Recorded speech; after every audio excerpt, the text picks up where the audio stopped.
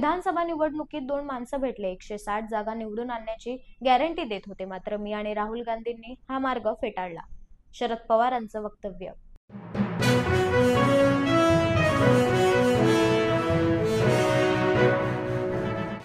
तर राहुल गांधींसारख्या कहाण्या आता शरद पवार सुद्धा सांगू लागले. पवारांना राहुल गांधींच्या भेटीचा परिणाम झालाय. मुख्यमंत्र्यांचं खोचक विधान.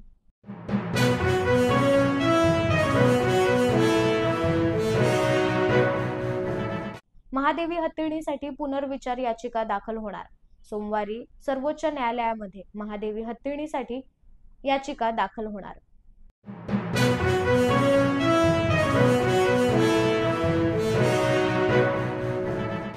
मुंबई पुणे एक्सप्रेसवर 10 किलोमीटरची वाहतूक कोंडी.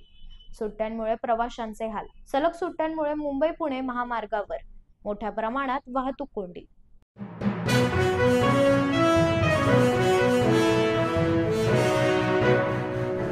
लाडक्या बहिणींनी मुख्यमंत्र्यांना बांधली राखी. लाडक्या बहिणींमुळे आम्ही सत्तेत. रक्षाबंधनाच्या निमित्ताने मुख्यमंत्री देवेंद्र फडणवीसांचं वक्तव्य.